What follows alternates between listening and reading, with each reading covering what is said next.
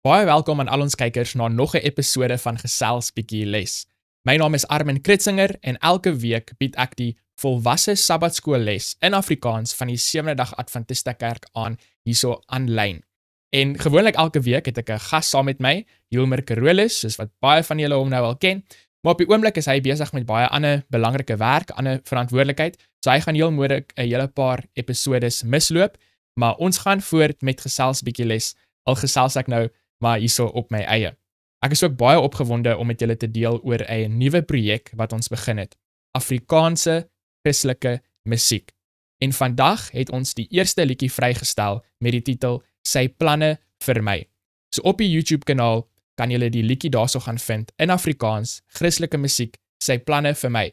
So gaan luister asseblief en dan lewer bietjie daar kommentaar, sê vir ons wat julle dink, daar is nog musiek op pad. Afrikaanse musiek, Christelike musiek in jou taal. Ons is baie opgewonde daaroor. So voordat ons gaan begin met die Sabbatskoolles vir vandag, kom ons sluit net ons oë vir 'n woord van gebed. Ons Vader wat in die hemel is, baie dankie vir nog 'n geleentheid om bietjie les te kan gesels. Ons vra vir die gawe van die Heilige Gees om ons te leer wat waar is, dat die belangrike punte wat U wil hê, ons moet verstaan en leer en toepas in ons lewens, in hierdie video tot die mense sal spreek en dat dit duidelik sal uitkom. Ons bid en ons vra dit in Jesus se naam alleen. Amen. So vir ons kykers daarso by die huis, hierdie week is ons besig met les nommer 6. Ons is nog steeds besig met die boek van Joshua en die titel van les nommer 6 is Die vyand van binne. En dis 'n baie belangrike titel, want ons verstaan as Christene, daar is baie versoekings wat kom van buite af, miskien familie, vriende, mense by die werk, selfs mense by die kerk. Maar ons moet besef dat op die einde van die dag is die grootste probleem in jou lewe is jou sondige natuur, wat jou probeer onderkry, wat jou probeer vasvang as 'n slaaf van die duiwel. So ons geheeteks van vandag kom uit Jeremia hoofstuk 17 vers 10. En daarso sê die Bybel vir ons, maar ek weet, ek, die Here, deursoek mense se harte en geheime motiewe. En ek gee aan almal wat hulle toekom, volgens wat hulle gedoen het. So 'n belangrike deel daarso uit die vers kan ons duidelik sien dat die Here deursoek mense se harte en hy ken die geheime motiewe. Nou ek het al baie keer gesê as ek met mense praat, deur ons woorde, deur ons aksies selfs, kan ons probeer om mense te flous. Ons kan voorgee asof ons iemand is wat ons nie regtig is nie. Maar wat in jou gedagtes aangaan, wat in die geheim aangaan as niemand rondom jou is of saam met jou is nie, dit bepaal regtig wie jy is. En hierso sê dit vir ons in vers 10 van Jeremia 17, dat die Here ken ons geheime motiewe. So ek sê altyd, weet, as al jou gedagtes, as al jou geheime dinge, wat die mense nie in die publiek kan sien nie, as dit alles op jou sosiale media gepubliseer was, wat sou jou reputasie dan gewees het? Miskien so 'n bietjie anders as wat dit nou is. So dis definitief ietsie om aan te dink. En daarso in Jeremia hoofstuk 17 vind ons ook 'n ander belangrike vers.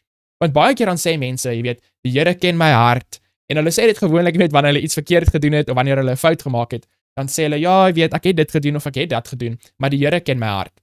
En hulle is reg, die Here ken ons hart.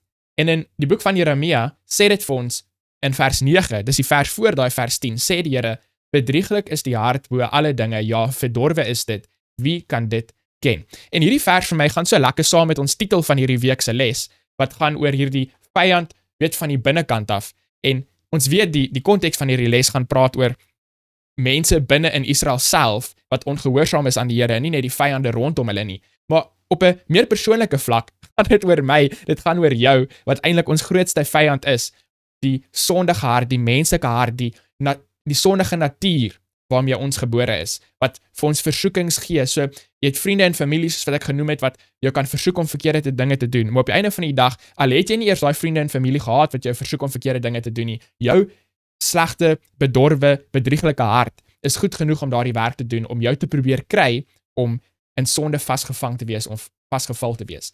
Stel jouself voor as jy kinders het en jy gaan uit vir die aand na 'n vergadering toe wat ook al, en jy het iemand nodig om na die kinders te kom kyk vir die aand. Iemand klop aan die deur en jy maak die deur oop en daar staan 'n man en hy sê, my naam is Pieter, ek is bedorwe, verdorwe en bedrieglik bo alle dinge. Sal jy toelaat dat so 'n man na jou kinders kyk vir die aand? Definitief nie. En as ons nie eers bereid is om so 'n persoon te vertrou met ons kinders vir 'n aand nie, hoekom vertrou ons hart, waar die Bybel vir ons sê dat ons hart is bedrieglik. En die enigste rede hoekom ons nie besef hoe sleg ons is nie, of hoe verdorwe ons hart is nie, is omdat die hart bedrieglik is. So hy jok vir ons, en hy laat ons glo dat ons hart is eintlik baie beter as wat hy eintlik is. So as ons aangaan daarso met Sabbat middagse deel van die les, gou van die laaste paragraaf daarso, het sê vir ons, in afwagting op ons hemelse Kanaan, staar ons dieselfde uitdaging in die gesig. Hier op die grens van die ewige beloofde land, word ons getrouheid op die proef gestel, en oorwinning is slegs moontlik deur ons algeheel aan Jesus Christus oor te gee. So ek hou daarvan dat die skrywer van die les sê vir ons, dat oorwinning is moontlik. Let op, hy sê nie dat oorwinning is onmoontlik nie, hy sê oorwinning is slegs moontlik, en dan sê hy vir ons hoe, om algeheel aan Jesus oor te gee. En dis 'n baie belangrike punt van Sabbatmiddagse deel van die les, want baie van ons is gewillig om onsself oor te gee aan Jesus, maar nie algeheel nie, nie 100% nie. Miskien 50% of 60, 70, selfs 99% gaan nie vir jou die oorwinning gee nie. En so daar's baie mense wat miskien al vir jare Christene is, miskien al vir jare in die kerk is, wat nog nooit vir hulle lewe oorwinning geproe het nie, want hulle het nog nooit regtig 'n totale oorgawe gemaak aan Jesus nie. En dis 'n punt, as jy al van my preke geluister het, wanneer ek praat miskien Sabbatskoolles uitlei of wat ook al, is dit 'n punt wat ek altyd op stres, dat jy gaan nooit die ware regte Christen ervaring kan proe en weet hoe dit is, as jy nie alles op die tafel sit nie, as jy nie gewillig is om 'n totale oorgawe te maak nie. En ek kan sê dit is waar in my lewe.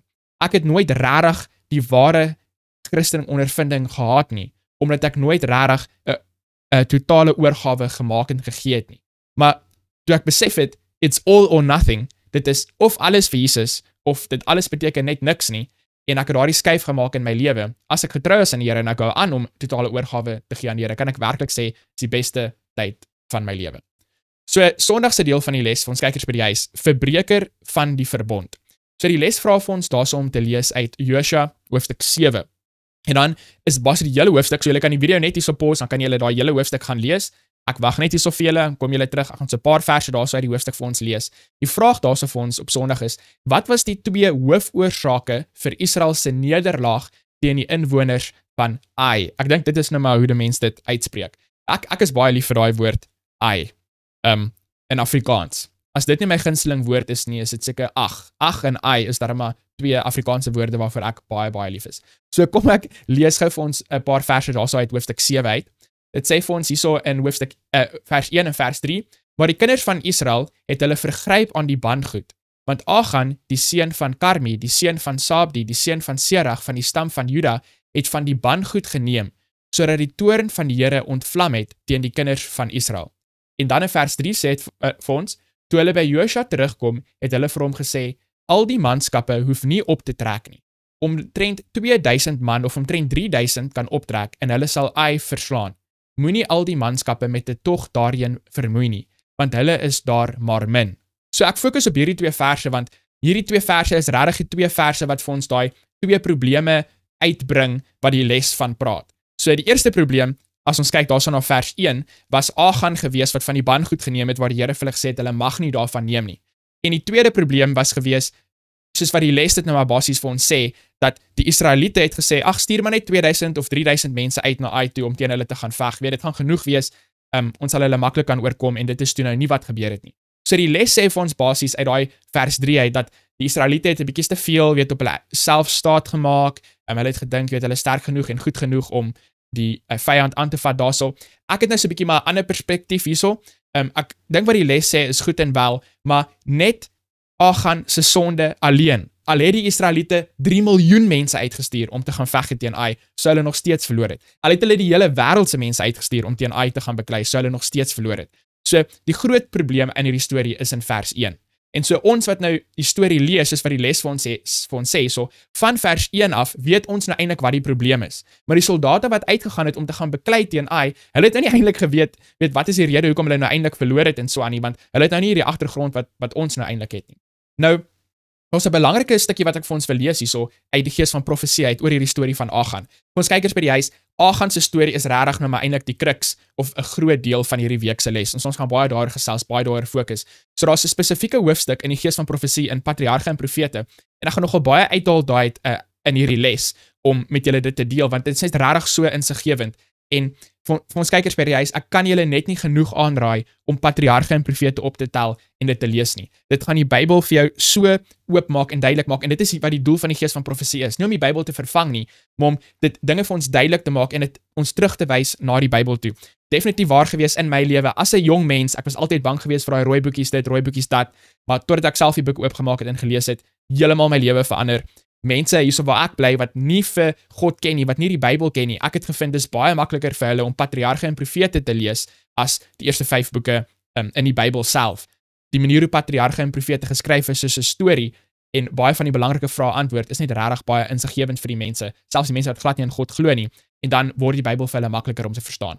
So ek gaan hierdie deel met julle lees hierso uit patriarge, hierdie is 'n stuk uit die gees van profesie, wat nou nie uit patriarge en profete is nie, die later stukkies gaan daai kom. Hierdie is uit die Bybelkommentaar volume 2, bladsy 969, 96. Dit sê hierso vir ons, die geskiedenis van Achan leer die plegtige les, dat vir een man se sonde, die misnoë van God op 'n volk of 'n nasie sal rus, totdat die oortreding opgespoor en gestraf is.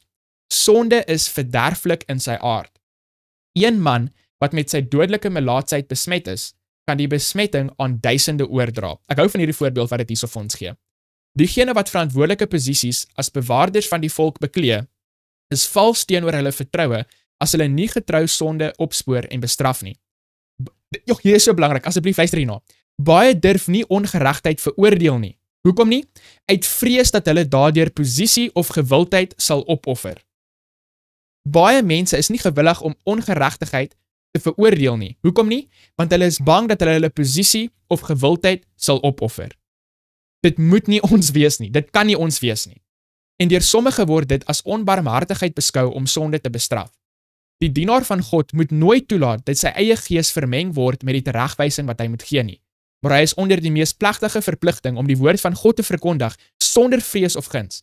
Hy moet sonde by sy regte naam noem. Diegene wat deur hul sorgeloosheid of onverskilligheid toelaat dat God se naam deur sy verklaarde volk oneer aangedoen word, word saam met die oortreder getel, geregistreer in die rekord van die hemel as deelgenote aan hulle bose dade. Ons kan die les omtrent maar net hierso stop. Dit is hoe belangrik daardie stukkie is wat ek nou net daar vir ons gelees het. Ons is bang om sonde uit te wys, want ons worry onsself te veel oor ons posisie en ons gewildheid. Ek is te bang dat as ek oor sonde gaan praat met mense, oor wat reg is en wat verkeerd is, gaan die mense nie van my hou nie. En dis reg, dit is presies wat gebeur. Baie van die mense gaan nie van jou hou nie. Hoekom nie? Want die Bybel sê nie net vir jou hoe mooi jy is en hoe goed jy is en hoe slim jy is en hoe sterk jy is nie, maar die Bybel vertel vir ons hoe om meer soos Jesus te wees. Dit beteken die Bybel sê vir ons wat se veranderinge in ons lewens moet maak en dit laat ons ongemaklik voel. Ons hou nie daarvan as mense vir ons vertel dat ons moet verander nie. En daarom as ons die Bybel met mense deel, as ons die waarheid met mense deel, as ons met mense gaan deel oor wat reg en wat verkeerd is, dan gaan jy nie gewild wees nie. Dit is nou maar net die boodskap van die Bybel. Jesus was nie gewild nie. Ellen White is nie gewild nie. Moses was baie keer nie ongewild nie. Joshua en Caleb, toe hulle teruggekom het as visioene, wou die Israeliete hulle gestenig het, hulle was nie gewild nie. Baie van die profete was nie gewild nie. En laat ek net hierdie punt vinnig duidelik maak sodat julle my nie misverstaan nie. Daar's baie mense wat nie gewild is nie, omdat hulle baie verkeerde en slegte dinge sê en doen, en hulle moet nie gewild wees nie. Dit is een groep mense. Die ander groep mense is mense wat nie gewild is nie, omdat hulle doen wat reg is. Nou gelukkig is dit baie keer so, dat daar's mense wat nie gewild is nie, omdat hulle nie goeie dinge sê nie, en nie goeie dinge doen nie, self in die kerk, en dan sê hulle, ja, hulle is nie gewild nie, want hulle praat die waarheid, en goed is dit, en is nie waar nie, en hulle praat nie die waarheid nie. Ons moet baie versigtig wees vir dit. Net omdat iemand ongewild is, beteken dit nie, hulle praat die waarheid nie. Baie keer is mense ongewild, want hulle sê net baie dinge wat nie waar is nie, en wat nie reg is nie, en dit is een rede, hoekom dit so is. Maar dan is dit ook so, daar's baie dinge, mense wat gemaklike dinge sê, gerieflike dinge sê, en daai mense is nou maar net gewild, in die kerk, in die wêreld, want as jy 'n vriendin het, as jy 'n meisie het, en iemand sê vir jou, jou vrou, jou meisie, jou vriendin is so mooi, en so vriendelik, en sy is so perfek vir jou, en alles van haar is so goed, dan gaan jy baie goed voel, want ek is besig om jou te komplimenteer oor hierdie persoon wat jy gekies het.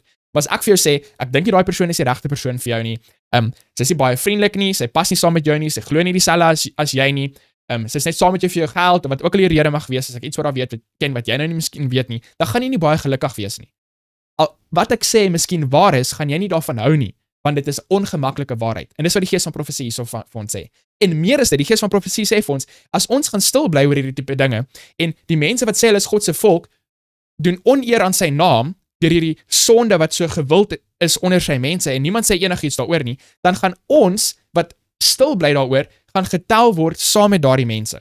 En dit moet skrikwekkend wees vir elkeen van ons. Dit is 'n skrikwekkende idee om aan te dink. So daar's aan die onder van Sondag vra die les daarso vir ons, op watter maniere kan 'n hele gemeenskap as gevolg van 'n enkele lid se wandade lei? Weet jy van sulke gevalle uit die verre of nabye verlede? Hoe is die betrokke gemeenskap daardeur geraak? Ek gaan nie spesifieke plekke noem of spesifieke mense nie, maar ons weet dat daar's plekke in die wêreld, selfs vandag, waar daar terroriste is wat onder die gewone mense bly, en as gevolg van hulle dade word daai hele area aangeval, en nie net die toeriste word doodgemaak nie, maar selfs die mense wat onskuldig is word doodgemaak. Dit het nie net al in een land gebeur, dit het al op baie plekke gebeur. En so dit is definitief een praktiese manier wat ons kan aandink aan fisiese verkeerde dinge wat mense doen, wat slegte dinge bring op ander mense. Nou, dit kan gesondheidsprobleme ook wees. As mense 'n tipe peste onder hulle het, of gesondheidsprobleme onder hulle het, kan hulle die mense onder hulle ook affekteer, impak hê, as hulle 'n slegte lewenstyl hê, en slegte dinge eet, en so aan, en hulle word siek daarvan, kan dit 'n slegte effek in die mense in hulle gemeenskap hê. Sonde ook. As jy saam met die honde gaan hardloop, gaan jy leer om te blaf. Dit is net hoe dit werk. En so, as jy gaan uithang met die verkeerde mense, gaan jy meer en meer soos hulle wees. En dis 'n belangrike punt wat ek ook sommer hierso vinnig wil ingooi oor vriendskap. As jy nie ten minste een vriend het wat gewillig is om met jou te praat as jy verkeerde dinge doen nie, dan is jy in 'n gevaarsone. Ons het vriende nodig wat met ons gaan praat en vir ons gaan uitwys wanneer ons besig is om dinge te doen wat verkeerd is. Dit is verskriklik belangrik. As jy jouself net omring met mense wat nooit gewillig is om met jou te praat oor enigiets wat jy verkeerd doen nie, dan is vir jou baie moeilik wees om te groei. Nie onmoontlik nie, maar moeilik. En daar's alreeds baie dinge wat dit vir jou moeilik gaan maak. So moenie nog onnodige dinge op jouself sit, soos verkeerde vriende, wat nie jou gaan help om op die regte weg te wandel nie. As jy vloek, ek hoop jy het 'n vriend wat vir jou gaan sê, moenie vloek nie. Want as jy vloek en al jou vriende is net okay daarmee en niemand praat met jou daaroor nie, dan dink ek is tyd vir jou om 'n bietjie beter vriende te kry. Hierso sê Maandag se les vir ons Achan se sonde. So dit vra vir ons om te lees daarso Josua hoofstuk 7 vers 16 tot 19 en die vraag daarso op Maandag is: wat sê hierdie uitgerekte proses vir ons omtrent God as ook die Bybel karakter Achan? So ek gaan daai verse gou vir ons lees. Hierso sê dit vir ons: en Josua het vroeg in die môre klaar gemaak en Israel laat aankom volgens sy stamme. En die stam van Juda is aangewys. So eers die stamme. Vers 17: toe hy die geslagte van Juda laat aankom, het hy die geslag van Sargite aangewys. Toe hy die geslag van die Sargite laat aankom, man vir man, is Sabdi aangewys. Toe hy sy huisgesin man vir man laat aankom, is Achan die seun van Karmi, die seun van Sabdi, die seun van Serach, van die stam van Juda aangewys. Toe sê Josua vir Achan: my seun, maak tog die Here, die God van Israel, heerlik en gee hom die eer. En gee my tog te kenne wat jy gedoen het, steek dit nie vir my weg nie. So ons gaan nou terug na die les, die twee vrae basies daarso in een. Wat sê hierdie proses vir ons van God? Wat sê dit vir ons van Achan? So ons vriende by die huis, ons sien hoe Josua stam, hierdie geslag, hierdie familie, hierdie huis, hierdie man, so stap vir stap. Op elke stap het Achan 'n geleentheid gehad om vorentoe te stap en te sê, ek het ware berou oor my sonde, dis wat ek verkeerd gedoen het. Die gees van profesie sê eintlik vir ons, selfs voordat Josua eers die stamme uitgeroep het, toe Achan net gehoor het dat die Israeliete verloor het in daardie stryd teen Ai, waar hulle so verslaan is, kon Achan vorentoe gekom het uit ware berou en hy kon gesê het, weet, wat hy gedoen het is verkeerd, dis sy skuld en so aan. Maar hy het dit nie gedoen nie. Die stamme is aangewys, hy het dit nie gedoen nie. En so stap vir stap het hy nie uitgekom nie. So wat sê dit vir ons van Achan? Hy het nie ware berou gehad nie. Die gees van profesie maak dit baie duidelik dat hy het nie ware berou gehad nie, en in die Bybel is daar ook geen teken vir ons dat hy het berou gehad nie. Nou wat sê dit vir ons van God? Ons weet nou wat dit vir ons sê van Achan, hy het geen berou gehad nie. Wat sê dit vir ons van God? Ons dien 'n genadige God. God gee vir ons geleentheid. Hy is nie net 'n God van tweede kanse nie. Derde kanse, vierde kanse, hy hou aan en aan en aan, want dit is nie die Here se doel om jou te vernietig nie. Die Here wil nie hê jy moet in die hel vernietig word nie. Die Here wil jou red. Hy wil my red. So hy gee vir ons geleentheid na geleentheid na geleentheid om vorentoe te kom, om ware berou vir ons sondes te wys, sodat ons vergifnis kan ontvang en regtig veranderde mense kan wees. En dit is wonderlik. Dit is wonderlik. Ons kon geweet het dat God is waar, en hy kon 'n heeltemal ander karakter gehad het. 'n wrede God wat nie lief is vir ons nie, wat nie omgee vir ons nie, en dit kon 'n ware God gewees het. Maar dit is nie die situasie wat ons onsself in bevind nie. Ons bevind onsself in 'n heelal, in 'n storie, waar daar 'n God is wat so lief is vir ons, dat hy gewillig is om vir ons te sterf. Wat liewer vir jou is, as wat enigiemand ooit vir jou sal wees. Maak nie saak of jou ma of jou pa of jou vrou of jou seun of jou oom of jou tannie of jou vriende of jou kollega by die werk is nie. Niemand gaan ooit vir jou so lief wees as wat God vir jou is nie. En dit is 'n belangrike ding om altyd te onthou. En die Here se genade word duidelik hierso uitgewys in hierdie situasie teenoor Achan, waar Achan geleentheid na geleentheid gehad het, maar hy het nie na vorentoe gekom nie. Nou, ons weet, toe Achan nou nie berou gewys het nie, was Achan vernietig gewees, en nie net Achan nie, maar sy hele huisgesin, sê die Bybel basies vir ons, was ook vernietig gewees. En baie mense wonder, weet, hoekom nie net Achan nie? Hoekom sy kinders? Hoekom die res van sy familie? En die gees van profesie beantwoord hierdie vraag vir ons. En weer eens, kyk by die huis, dis hoekom dit belangrik is vir jou en vir my, om die gees van profesie te lees. Dis nie dat ek slim is nie, dis nie dat jou predikant slim is, of enigiets soos dit nie, maar as jy net die gees van profesie gaan lees, gaan jy antwoorde kry op baie van die vrae wat mense in die wêreld het, en dis hoekom die gees van profesie vir ons gegee het. So in Child Guidance, bladsy 234, ek is baie lief vir daai boek, ek het daai boek 'n prioriteit gemaak in my lewe, toe ek uitgevind het dat ek gaan 'n pa word. Het sê so vir ons, het jy al oorweeg waarom almal wat met Achan verbind was, ook onderworpe was aan die straf van God? Dit was omdat hulle nie opgelei en opgevoed was volgens die aanwysings wat aan hulle gegee is in die groot standaard van die wet van God nie. Achan se ouers het hul seun, dis nou Achan, so opgevoed dat hy vry gevoel het om die woord van die Here ongehoorsaam te wees. Die beginsels wat in sy lewe ingeskerp is, het hom daartoe gelei om sy kinders so te behandel dat hulle ook korrup was. Die verstand tree op en reageer op die verstand, en die straf wat die verhoudings van Achan met homself ingesluit het, openbaar die feit dat almal by die oortreding betrokke was. So almal was by die oortreding betrokke. En hier's 'n waarskuwing vir ons. Vriende by die huis, hier's 'n waarskuwing vir ons. Achan se ouers het hulle so en so opgevoed dat hy vry gevoel het om die woord van die Here ongehoorsaam te wees. As jy 'n ouer is, as jy 'n kind het, soos wat ek het 'n paar van hulle en ek is 'n ouer. As ek besig is om my kinders so op te voed, dat hulle vry voel om die woord van die Here te gehoorsaam, is ek besig om 'n Achan groot te maak. Nie 'n Joshua nie, nie 'n Moses nie, nie 'n Dawid in sy goeie dae nie. Ek is besig om 'n Achan groot te maak, wat gaan ongehoorsaam wees aan die Here se woord. So, ons laat toe dat ons kinders al die wêreldse dinge doen, 6 dae 'n week, vat hulle Sabbat kerk toe, sing, Jesus is so lief vir my, oor dit maak my hartjie bly, staan met my voete kaalvoet op die strand, visvang vir Jesus, en dan dink ons, een dagie by die kerk, 45 minute of 'n uur in die Sabbatskoolklassie, moet nou genoeg wees om al die ure en ure van die wêreldse plesier en vermaak uit te kanselleer, wat hulle vir 6 dae van die week gedoen het, party van hulle selfs nog op die Sabbat ook. Dit werk net nie so nie, ons is besig om onsself te flous, ons moenie Achans groot maak nie. Ons moet Joshua's groot maak, ons moet Caleb's groot maak. Kinders wat verstaan dat gehoorsaamheid aan God se woord is nie opsioneel nie, dis belangrik. Child Guidance sê vir ons, die belangrikste les wat jy vir jou kind kan leer, is die les van gehoorsaamheid. Belangriker as om klavier te speel, hoe om kos te maak, baie tale te praat, volpunte in sy wiskundetoets te kry, is gehoorsaamheid aan God. Dit is belangriker as alles, want in alle ander dinge kan hulle hopeloos wees, maar as hulle verhouding het met Jesus Christus, gaan hulle in sy koninkryk wees. Maar jou kind kan volpunte kry in sy wiskundetoets, hy kan perfek klavier speel, hy kan die lekkerste pasta en pizza maak, maar as hy nie lief is vir Jesus nie, is hy in die sop. Daar's probleme. So, patriarge en profete sê vir ons, word soortgelyke sondes nie steeds gepleeg te midde van waarskuwings wat net so plegtig en eksplisiet is nie. Ons word net so direk verbied om ons aan hebsug oor te gee as wat dit vir Achan was om die byt van Jerigo toe te eien. Daai hebsug is basies die 10de gebod, om ander mense se dinge te begeer. So Achan het, net soos wat Eva in die tuin die vrug gesien het en begeer iets wat goed was vir die oë en haar begeerte gewas het om ietsie te hê wat nie aan haar behoort het nie. Dieselfde probleem met Achan gebeur. Dit was die kruks basies kan ons sê van Achan se probleem is, Achan het 'n begeerte gehad vir ietsie wat die Here nie vir hom gegee het nie, wat die Here spesifiek gesê het hulle nie moet hê nie. En die vraag wat die gees van profesie daar vir ons vra in patriarge en profete is, wat van ons vandag?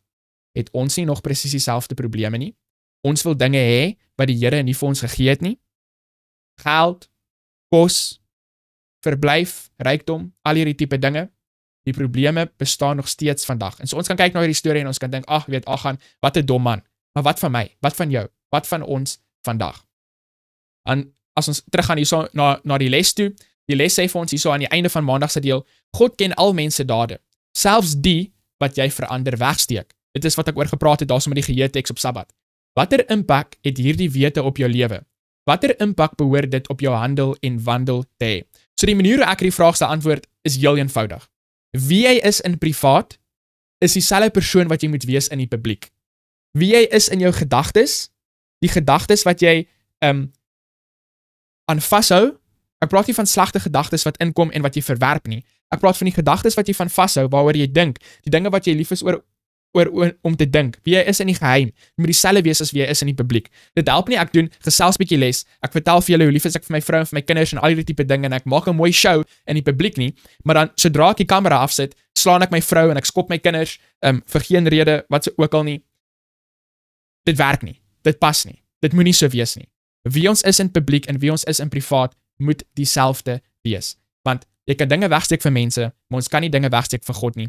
As ons kyk daarso na Spreuke, daarso in die laaste hoofstuk, Prediker, ek probeer nou vertaal hierso in my gedagtes. Prediker, die laaste hoofstuk waar Salomoon sê, weet, hierdie is die doel van die hele mens, vrees God, bewaar sy gebooie, want weet, alles gaan in die oordeel gebring word, selfs die geheime, of die verborgde dinge is Afrikaanse woord wat hy daarso gebruik. So, die Here ken al hierdie tipe dinge, en dit is nie om ons bang te maak nie, dis om ons bewus te maak, dis om ons bewus te maak, dat ons is besig om onsself te flous, as ons dink dat ons kan dinge wegsteek, van die Here in ons lewe. So, dis 'n belangrike punt wat ons daar moet besef. 'n Koning van die eeue aanhaling daarso sê vir ons, dat Jesus was nooit onbeskof nie, hy was nooit onnodiglik kwessend nie, en hy het nooit sonder 'n baie goeie rede, die innerlike van sy medemens pyn besorg nie. Hy, Jesus, was vreesloos in sy veroordeling van skynheiligheid, ongeloof en sonde. Tog kon mense die hartseer in sy stem hoor, wanneer hy die skuldige partye direk tereggewys het. So die manier hoe ons met mense werk is baie belangrik, daar moet liefde wees.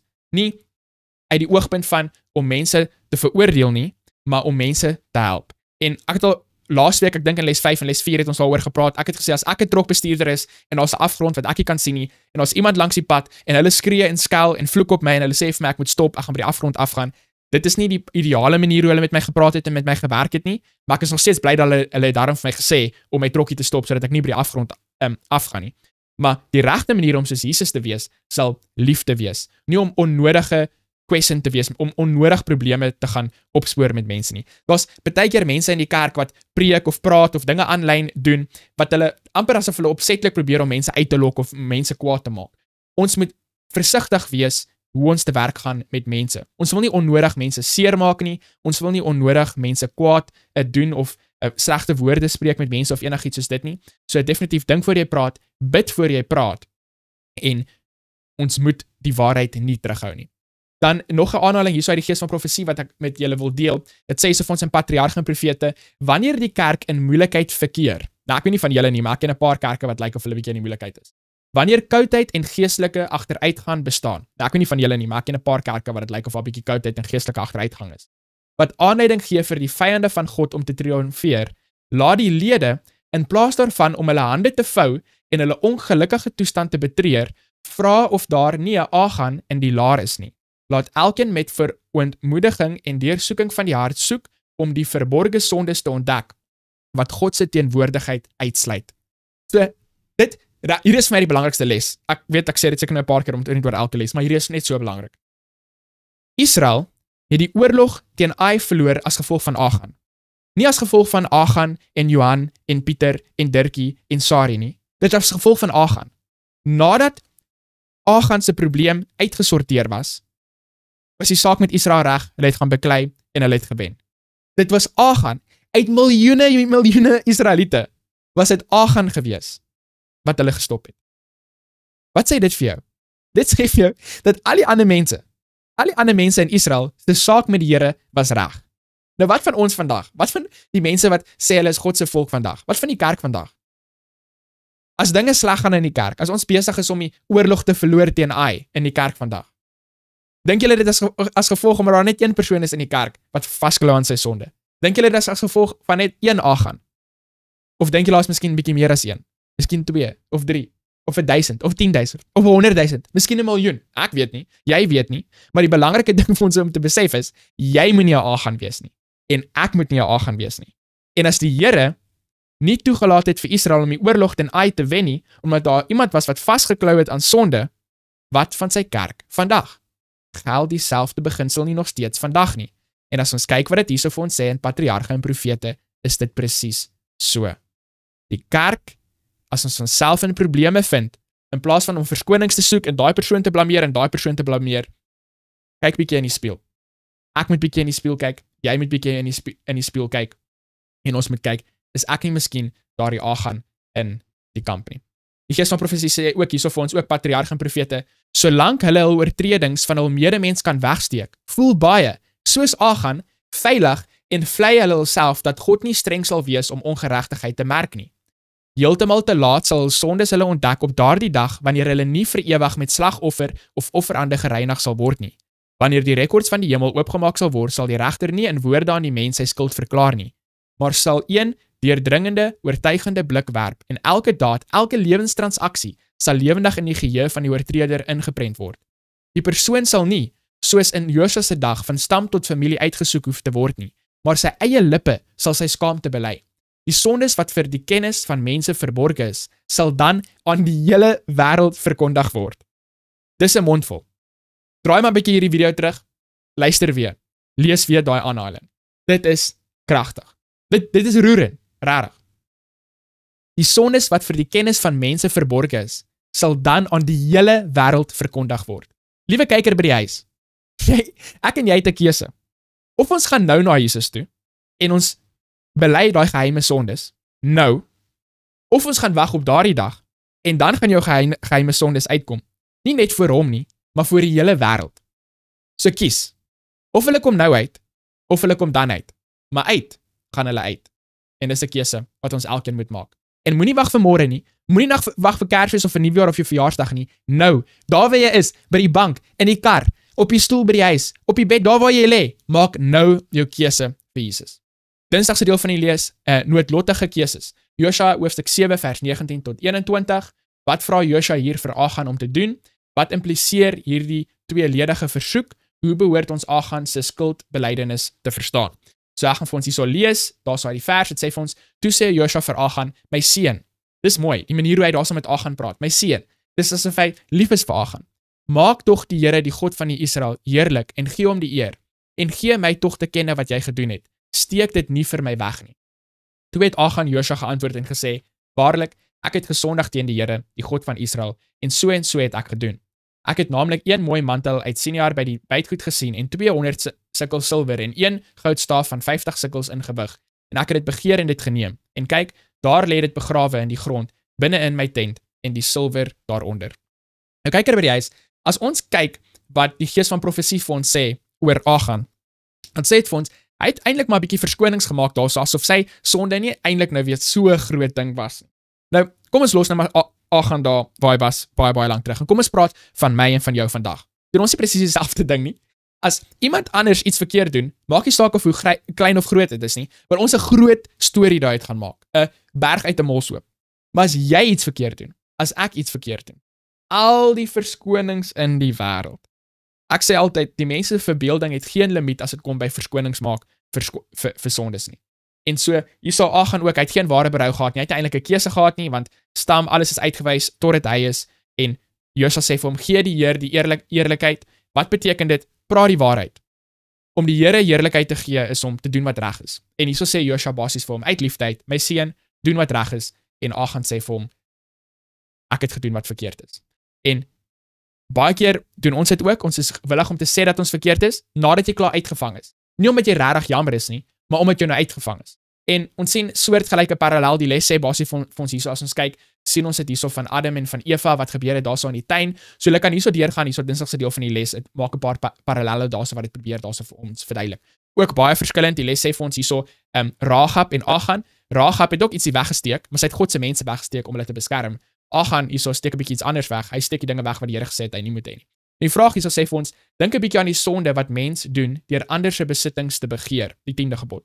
Hoe gemaak om nie voor hierdie versoekings te swig nie, ongeag hoe baie of hoe min jy het. En dan sê dit vir ons, daar sal Lukas hoofstuk 12 vers 15, so ek gaan dit daarso vir ons oopmaak, Lukas 12 vers 15, dit sê daarso vir ons, en hy sê vir hulle, dis Jesus, pas op en wees op julle hoede vir die hebsug.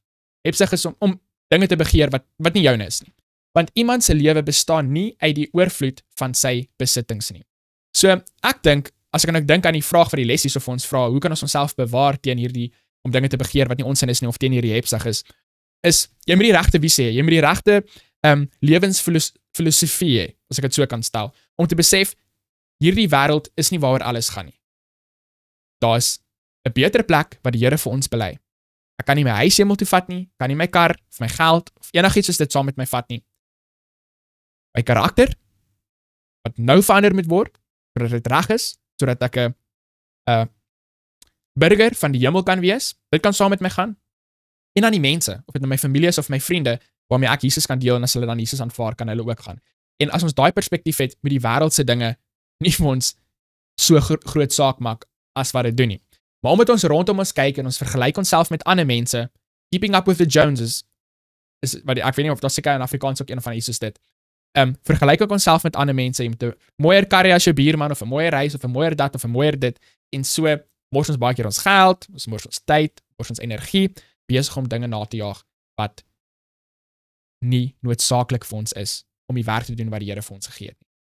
Dit beteken nie, dit is verkeerd om 'n mooi huis, of 'n mooi kar, of al daai tipe ding te hê nie, maar prioriteite.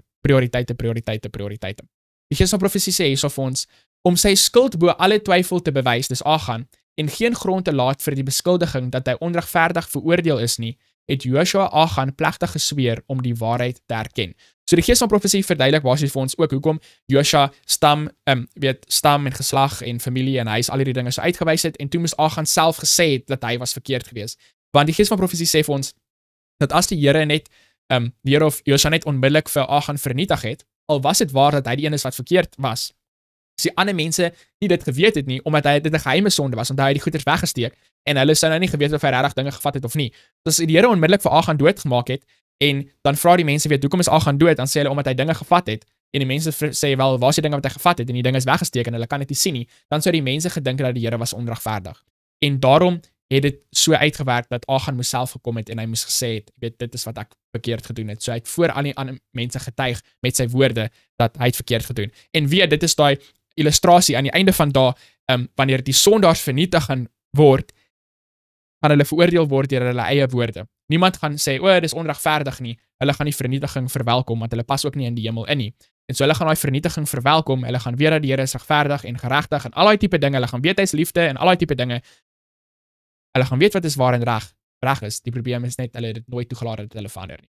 Okay, dan as ons kyk na Woensdag se deel van die les, 'n poort van hoop. So die poort wat hulle daarvan praat, is basies die strategie wat hulle gebruik het toe, nadat die sonde nou uit die kamp uit geneem is daar nou hierdie nuwe strategie om nou weer te gaan veg teen Ai.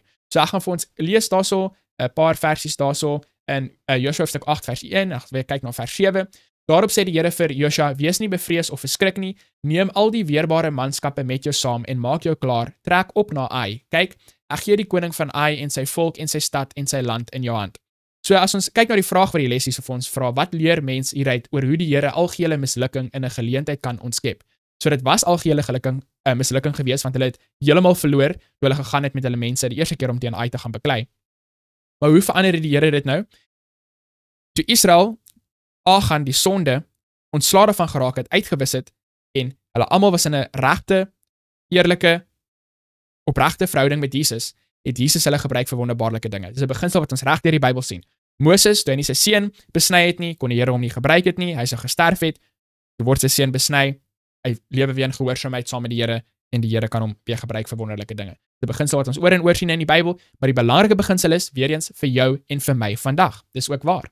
As ek vasklou aan sonde in my lewe, of dit nou publieke sonde is, of geheime sonde is, as daar iets in my lewe is, wat ek nie gewillig is om op te gee en die oorwinning daaroor te kry nie, kan die Here my nie gebruik vir die oorwinnings nie. Of dit nou fisiese oorwinnings is, en iets wat jy moet bereik by die werk, of by die skool, of die kerk, wat ook al moet wees, of in jou geestelike oorwinnings, jy gaan net nie die krag hê nie, want jy wil nie so 'n oorwinning in die eerste plek hê nie, want jy hou vas aan die sonde.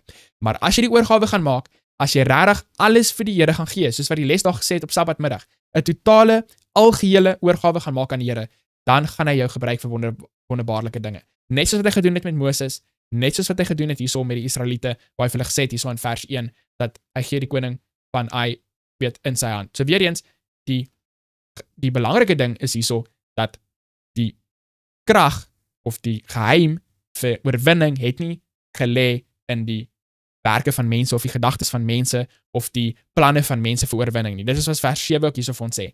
Dan moet julle uit die hinderlaag opstaan en die stad inneem, want die Here julle God sal dit in julle hand gee. So dit is nie die hinderlaag wat hulle opgestel het, wat vir hulle die oorwinning gee nie. Dit was die Here wat vir hulle die oorwinning gegee het. Die hinderlaag wat hulle moes volgens wat die Here vir hulle gesê het, daar's in vers 1, was die manier hoe hulle gewys het dat hulle het geloof in Jesus, dat hulle glo in sy woord. En dieselfde is waar vir ons vandag. Die Here gaan vir ons sy woord gee, en as ons gewillig is om te lewe volgens daardie woord, dan gee hy die krag, en dit is die geheim vir sukses volgens patriarge en profete, wat ons al van les 1 af van gepraat het. En elke les hierdie kwartaal wil ek dit noem, maar dit is so belangrik, die geheim vir ware sukses is die krag van God met menslike poging. Nie dat ons menslike poging enige meriete het in wat bereik word of hoe ons verlos word nie, maar ons menslike poging is net hoe ons wys dat ons glo die Here, dat ons neem hom op sy woord en dan gee hy sy krag, omdat ons geen krag het nie, gee hy sy krag en dan sien ons die wonderwerk. So, dit is 'n belangrike les wat ons definitief daarso moet kry uit Woensdag se deel van die les. Dis nie as gevolg gewees van die hoeveelheid mense wat hulle gevat het nie, om te gaan beklei teen AI nie, dit was nie as gevolg van die stryk wat hulle opgestel het van die mense nie, maar dit is wees gevolg van hulle geloof, omdat hulle die Here geneem het op sy woord. En dieselfde beginsels sien ons oor en oor hoe die Israeliete die oorwinning gekry het oor die Egiptenare, altyd gegaan oor geloof. En dit sê vir ons hierso aan die les, net sodat julle weet, ek sê dit nie uit my duim uit nie, die geheim tot Israel se sukses is Josua se geloof. Hy glo wat die Here vir hom sê en gee deurgaans gehoor wanneer hy aangesê word om iets te doen. Vriende by die huis, daardie is die les. Dieselfde is waar vir my en vir jou vandag. En ons kan dit 1 miljoen keer sê, en ons kan hoor hoe ander mense dit sê, maar dit gaan nie ons lewe verander nie, as ons dit nie gaan toepas in ons lewe nie. Die donderdag se deel van die les, tot getuienis van God se mag. So ek gaan vir ons hierso lees uit Josua hoofstuk 7 vers 6 tot 9, en dan is daar 'n baie belangrike vraag, en hulle sê die fokus is op vers 9, watter belangrike teologiese beginsel bespeer mens in die leier se woorde. So kom ons kyk gou vinnig daarso, Josua hoofstuk 7 van vers 6 tot 9. Toe het Josua sy klere geskeur en met sy aangesig op die grond geval voor die ark van die Here tot die aand toe. Hy en die oudstes van Israel en hulle het stof op hulle hoofde gegooi.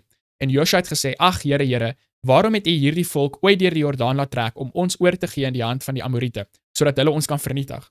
Het ons tog maar besluit om oorkant die Jordaan te bly. So ten minste sê hy nie Egipte nie. Ag Here, wat sal ek sê nadat Israel vir sy vyande die rug gegee het? En as die Kanaaniete en al die inwoners van die land dit hoor, sal hulle ons omsingel en ons naam van die aarde af uitroei. Wat sal U dan vir U groote naam doen?" Onthou, dit is die fokus hierso van die vraag, is vers 9. En basies is, wat sal U dan vir U groote naam doen? Die fokus daarso in vers 9, liewe kyker by die huis, vir Josua, is nie Josua of Caleb of die Israeliete nie. Miskien in die agterkant van sy kop het hy 'n klein bekommernis daaroor. Maar in vers 9, vir 'n feit, is sy grootste bekommernis die naam van die Here. En ons weet die naam van die Here is die karakter van God, want Moses het gevra, hy wil God sien, en toe die Here daarso verby gekom en hy het sy naam verklaar, en dit was barmhartigheid en goedertierenheid en al hierdie tipe dinge in Exodus, wat ons nou gelees het in vorige kwartaal se les. En so, God se naam is God se karakter. Josua sê, as die Israeliete vernietig gaan word, en die mense weet dat hierdie Israeliete is die mense wat gesê het, hulle glo in die God van die hemel, die enigste ware God, wat gaan dit beteken vir U karakter? En liewe kyker by die huis, daardie vraag is 'n baie belangrike vraag, selfs vir ons vandag. Wie jy is by die skool, wie jy is by die werk, wie jy is by die huis, en jy sê jy's 'n Christen, wat se boodskap gee dit vir die mense rondom jou? As mense sien dat jy is 'n slaaf van sonde, nie iemand wat 'n foutjie maak en val nie, ek praat van iemand wat kies om vas te bly in sonde, wat nie 'n totale oorgawe wil maak aan die Here nie, maar jy sê nog vir mense jy is 'n Christen. Wat se boodskap gee dit vir mense? Hoe veronteer ons die Here se naam voor die mense rondom ons? En hier is 'n baie mooi aanhaling uit die Gees van Profesie, ook Patriarge en Profete, bladsy 68 in die Engels. Dit sê vir ons, maar die verlossingplan het nog 'n breër en dieper doel gehad as die redding van die mens. Dit was nie alleen hiervoor dat Christus na die aarde gekom het nie. Dit was nie net sodat die inwoners van hierdie klein wêreltjie die wet van God kon beskou soos dit beskou behoort te word nie, maar dit was om die karakter van God voor die heelal te regverdig. Die plan van verlossing, ja, dit gaan oor jou en my. Die Here wil ons red van ons sonde. Hy wil ons in staat stel om oorwinning oor ons sonde te behaal, sodat ons soos hom kan wees, maar daar's nog 'n breër en 'n dieper doel. Die breër en die dieper doel van die plan van verlossing is hierdie punt wat Josua aanraak in vers 9 van hoofstuk 7. Die naam van die Here, om die naam van die Here te regverdig. En baie mense lees hierdie stuk in die Gees van Profesie en sê hulle, ja, sien, die Here gaan sy naam regverdig. Die Here gaan sy karakter regverdig voor die heelal. Maar kyk na die storie van Job. Kyk nou hierdie storie van Josua hoofstuk 7 vers 9. Die Here gebruik sy mense om sy karakter te regverdig.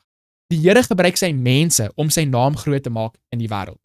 En dit is hoekom Josua sê dat as die Israeliete vernietig gaan word, gaan die naam van die Here skade aanlei, omdat die Israeliete gesê het dat hulle is volgende van die hemel. Nou wat het dit van toepassing op jou en my vandag? Die Here soek 144,000. Die Here volgens Openbaring hoofstuk 14 soek mense wat die lam volg waar ook al hy gaan. Nie net 90% van die plekke waar die lam gaan nie, nie net 95% nie, maar die Here wil vir die heelal wys dat hy kan sondaars vat uit die stof uit. Uit die stof van sonde kan hy sondaars vat en hy kan hulle skoon was, witter as sneeu, sodat hulle hom volg waar ook al hy gaan, 100% van die tyd. Nie as gevolg van hulle self of hulle krag of enigiets soos dit nie, maar as gevolg van hy in hulle kan doen as hulle gewillig is om hulle harte heeltemal vir hom te kan gee. En weet julle wat is die hartseer deel? Baie mense in die Christenkerk, miskien selfs meeste van die mense in die Christenkerk, selfs mense in die Adventiste kerk, glo nie hierdie waarheid nie. Hulle glo nie dat die groter doel van die plan van verlossing is nie net ons verlossing nie, maar ook om die karakter van God te regverdig oor die heelal.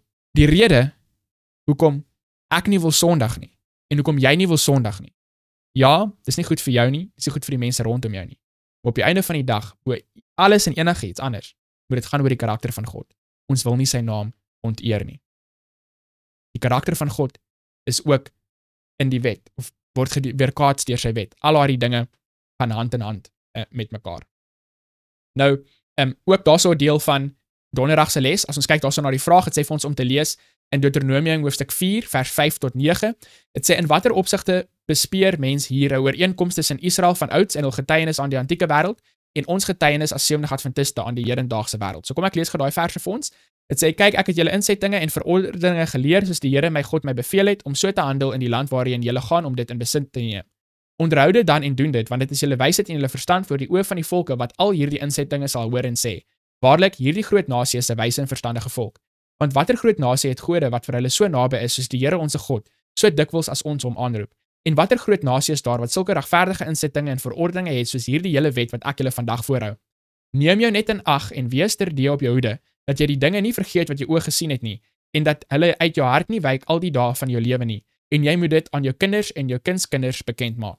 Okay, so dit is wat die Here vir die Israeliete sê. Hy gee vir hulle sy verordeninge, hy gee vir hulle sy insettinge. Die insettinge en die verordeninge, dit is julle wysheid en julle verstand oor die oë van die volke wat al hierdie insettinge sal hoor. Die Here gee vir ons sy woord. Wanneer ons sy woord volg, wanneer ons kies om sy woord te volg, is dit hoe ons sy naam groot gaan maak in hierdie wêreld. Vir ons vandag, vir die Sevende Adventiste kerk, ons het verantwoordelikheid om al die woorde te volg wat die Here vir ons gegee het. Of dit nou Moses se woorde was, Paulus se woorde was, Johannes se woorde was, of Jeremia se woorde was, of Ellen White se woorde was, dit maak nie saak wie die persoon was nie, solank as wat dit die Here se woorde is, het ons 'n verantwoordelikheid om dit te volg. En as ons net sê, ek gaan Moses se woorde volg, maar nie Paulus se woorde volg nie, het ons 'n probleem. As ek net sê, ek gaan Jeremia se woorde volg, maar nie Johannes se woorde volg nie, dan het ons 'n probleem. En as ek net sê, ek gaan Moses se woorde volg, maar nie Ellen White se woorde volg nie, as ek 'n Sevende Adventist is, dan het ek 'n probleem. As ek glo dat daardie is woorde wat die Here gegee het, vir sy profete, vir sy mense, het ek 'n verantwoordelikheid om dit te volg. Dis nie net vir oulike dagstukkies nie, dit is insettinge en verordeninge wat die Here vir ons gegee, wat ons wysheid sal wees, sodat ons die Here se naam groot kan maak in hierdie wêreld. Dit is die praktiese les wat ons daar kan leer om donderdag se vraag te beantwoord. Nou, woensdag se Vrydag se deel van die les, het sê vir ons hierso 'n hoofstuk uit Patriarge en Profete. Ek sal daar die Afrikaanse skakel weer onder hierdie video sit sodat julle dit kan lees.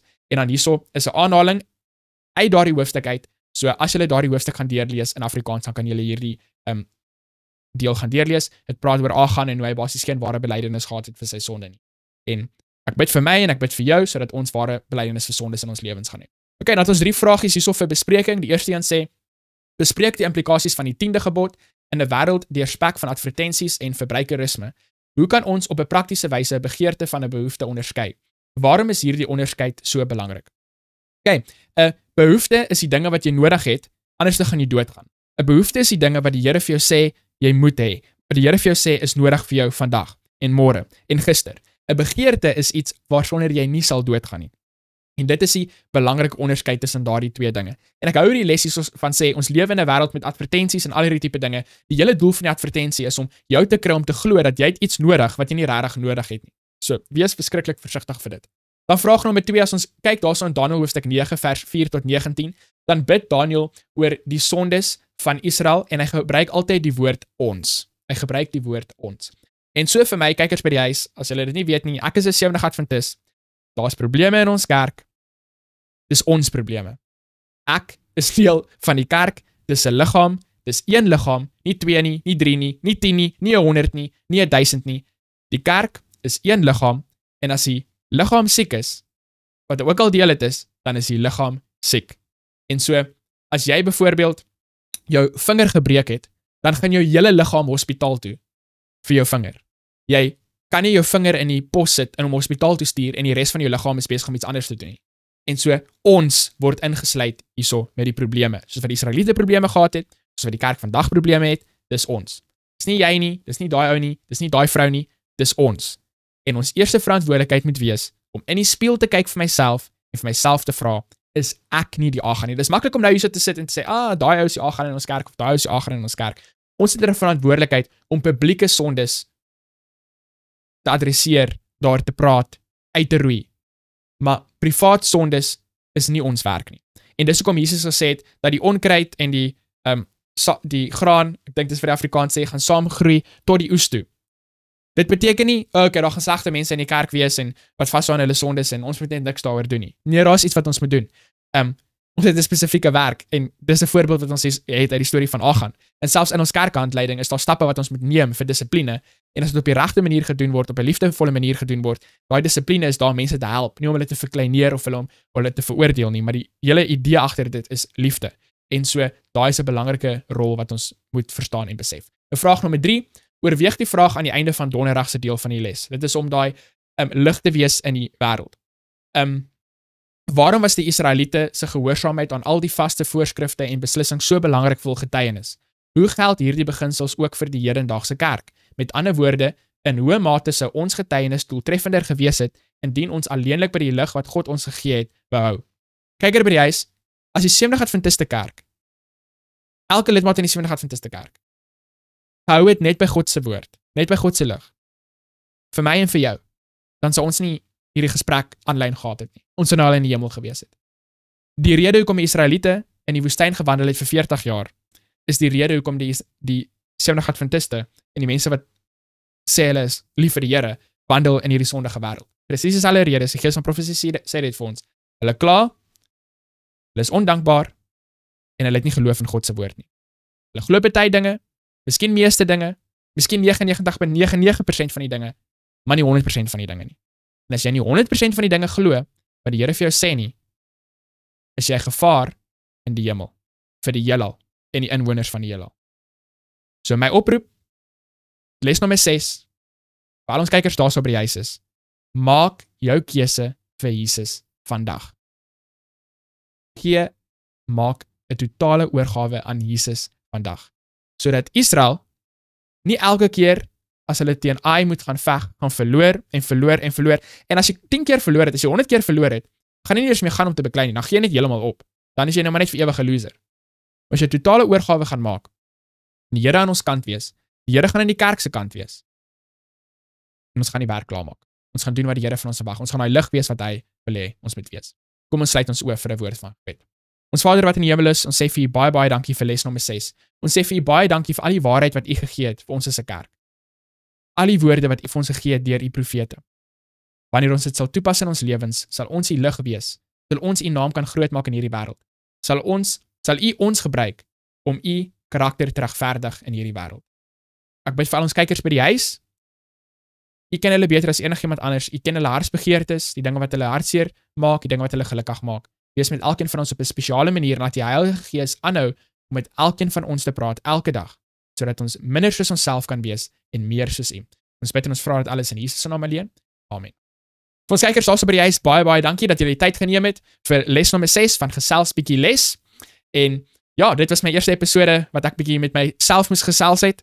En ek hoop dit gaan vir te lank so hoef te wees nie, maar ons byt vas en ons hou aan. En Onthou ons nuwe projek met die Afrikaanse Christelike musiek wat ons bekend stel. Ons beplan om baie musiek beskikbaar te stel wat 'n seëning vir ons almal sal wees. So sien julle weer volgende week vir les nommer 7, dan gesels ons bietjie les.